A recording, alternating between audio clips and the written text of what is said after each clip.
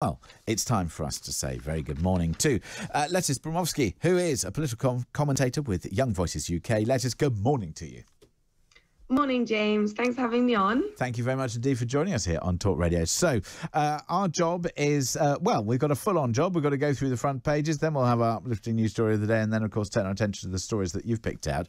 I may or may not stop along the way to get your thoughts on it.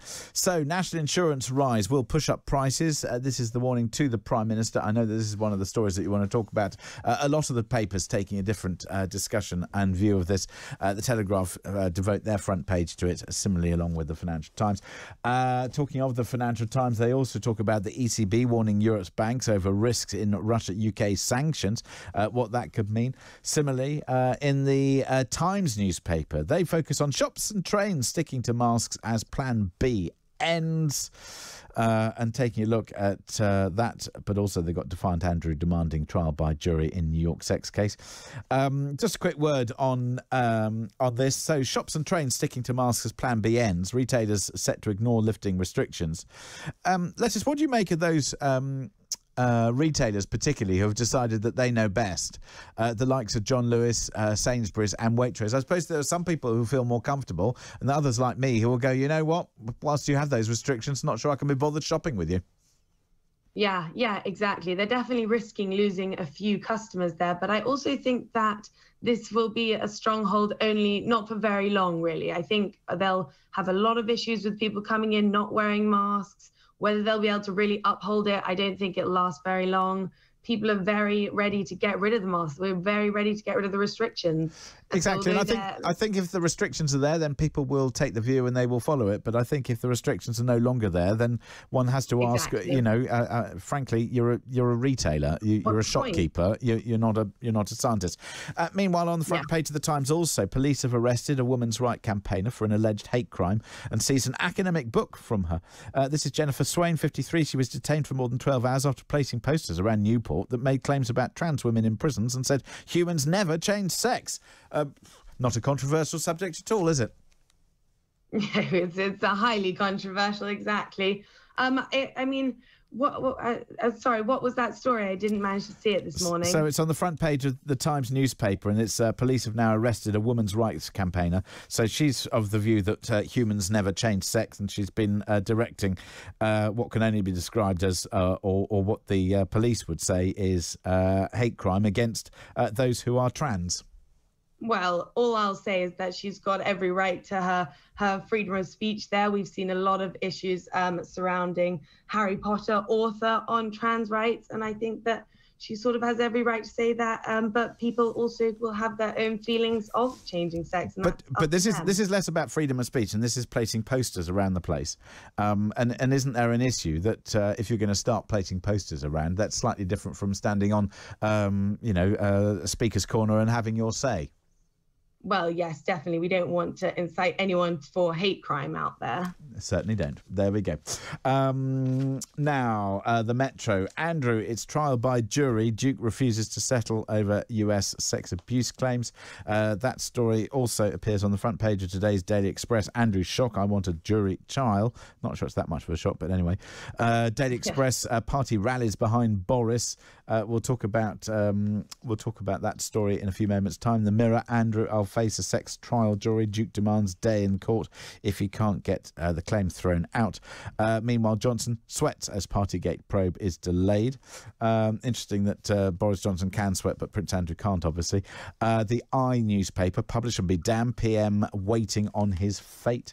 The Guardian focuses on Prime Minister accused of lying over rescue of animals during the fall of Kabul. Meanwhile, Jack Monroe hails the change in the way that food prices index will be published. Andrew, I'll go to trial, no sweat, says the Sun newspaper. Star talks about Bojo clinging on as he is accused of telling another whopper. This is lies again. And the Daily Mail, Andrew's 41 denials over sex claims and bombshell for Royals. I demand a jury trial. But also top business groups insist national insurance rise is axed. So, let's come back to those stories in the papers. Let's kick off with the Times. So, defiant Prince Andrew demanding trial by jury in New York, this sexual assault case. I suppose there are a couple of sides to this. Yeah. First of all, I mean, I don't know whether you've seen what his legal team have said. I just wonder how good his lawyers are. Yes, I mean, definitely. However, I think this is a huge shift in how they're handling this case. You know, he's now seen to be fighting back. He's trying to clear his name. He is now a private citizen. He's been stripped of all his military titles, essentially cast aside by the royal family. And so this is them really fighting back. His team is still denying her claims completely. And instead, they're turning around with their own claims, saying that she, in fact, helped supply and recruit these girls from Epstein. They're arguing that her case has no legal basis still because of her deal that she made with Epstein in 2009. Her evidence that she's put forward is being questioned. And so this is a real change in how they're handling the case. But I'm also curious to know is whether this it will go to jury, because I don't think that's actually what they would want. So I suppose, you know, maybe coming out strong, fighting as they are, so that the other side can see it, and then they can see what's on the table behind closed doors. Who knows whether this gets to trial? But if it does, my goodness me, it'll be the show trial not only of the year, but probably the decade, if not the century. Never before have we seen a royal try to fight and clear their name in this way. And I suppose it doesn't really matter whatever happens. The court of a public appeal is public opinion is never going to be particularly favourable towards Andrew after that interview and the answers that he gave. I mean, really, whoever advised him to do that, i.e. himself, what an absolute mess. Anyway, I can sense your excitement, Lettice, because we're going to fasten our seatbelts for what can only be described as today's uplifting news story of the day. Hey, want to know what the latest trend is? Well, under the banner headline of "We've Got a Hunch," this is in today's Daily Mail. And this is really difficult because I've now got to describe, and I know that Talk Radio is on your TV. You go to talkradio.tv for details on how you can watch. I've got a picture story here, and I've got to try and explain it. OK, let's do it. With a style that looked more like some horror film than a fashion show, model took to catwalks yesterday in hunchback outfits. Outlandish designs are from a Dutch fashion duo, Victor and Rolf, at Paris Couture Week. They threw out the fashion rulebook with the bizarre hunched and high-padded shoulders on blazers and dresses that framed the models' faces. The look was complete with platform heels, adding to the dramatic height created by the costumes. Models' long talon nails and blood-stained lips, high pink blush. Well, I mean, this is extraordinary. So what you see is that instead of shoulders at shoulder level, the shoulders in this, if I can describe it, come right up to like the ear level and are sort of like horizontal with ear. So, I'd be like that. I mean, it's like weird. And yeah, this is the literal uplifting story of the day. Oh, look at you there. Oh, look at that. Oh, Lettice, you're all over it like I mean, that is very strange. Really strange. I feel like the fashion industry is always trying to push these boundaries of between fashionable and a little bit quirky strange. Yeah, but then you say we think that it's all been done. We think it's all been done before, but then you look at this thing and it's like, what a mess. But then it is a really striking look. And the thing is that striking looks, that's what the catwalk does. The job done. Terrifying. Yeah, terrifying, hideous, revolting. And guess what? We're talking about it now, which means well done, the fashion designers. Victor and Rolf, that from the Netherlands. I don't know, maybe lockdown has just played too hard on them. Who knows? Lettice, we're going to come to your stories, and next we're going to be talking tax and Tories. Oh, blimey, what an exciting combination. That's coming up next here on Talk Radio. Lettice Bromovsky is here and she's reviewing the papers with me. I've rather proved the case. I mean, we need to wipe this down here. I've got antiseptic wipes here. I mean, I wouldn't want anybody else to look. We'll just, Lettice, you just talk to me whilst I wipe this down. Yeah, no. So, well, I mean, definitely that was very sanitary of you. Wipe it all down there. Thank God we've got rid of masks, eh? So now everyone can go back to sneezing on each other. Oh, absolutely. Listen, everybody loves a sneeze. The thing is that now, if anybody sneezes on a tube, it just clears the place. Yeah. Oh, completely. Or coughs. Even at work sometimes when someone coughs. Oh. Everyone always gives them a bit of a side eye. So, COVID. Anyway, shall we get back to the papers? I suppose we probably should. Rishi Sunak's tax raiding budget.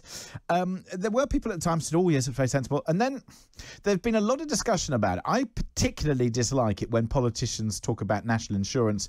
That whole class of tax should be removed simply because it's an income tax. They don't put it towards the various things that they say they will, in the same way that road tax rarely goes towards fixing the roads, if you have a look at the state of them. My view is that tax should just be tax and just call it what it is. Yeah, this specific tax rise that we're talking about here was actually meant very specifically to help clear the NHS backlog and also go to social care reform. But what we've seen is that the Treasury has actually ended up with around £13 billion more than they expected to have, or they forecast to have. And so this has meant that we technically don't even need this tax hike anymore. Not only is it definitely opposed by a lot of senior Tory MPs like Jacob Rees-Mogg and Lord Frost, but actually we've managed to get this money. Hang on a second. Nobody cares what they think. It's what you and I think. And as far as I'm concerned, any tax rise has to be justified. And setting aside the 13 billion, to my mind, wrapping it up in a national insurance that people don't quite get or see or otherwise is a disgrace, and it's inflationary, and it takes money out of people's pockets, and it will have an impact upon economic growth. And we need to simplify the tax system. And the Tories are supposed to be a party of low tax. Get on and lower the tax burden. Exactly. We've got Labour out here who are in support of a tax cut, and we've got the Tories who are giving these tax hikes. The rise on average would cost someone who's on £30,000 £230 extra a year. This is money that we need as we're seeing these inflation, as we're seeing huge energy prices, wholesale gas prices more than quadrupled over the last year. Inflation figures at 5.4%. Well, they should get rid of the tax off that as well. We shouldn't be paying VAT on fuel. So that's my view. Anyway, agreed. Far be it from me to interject. Meanwhile, to The Guardian, let's stick on our rubber gloves.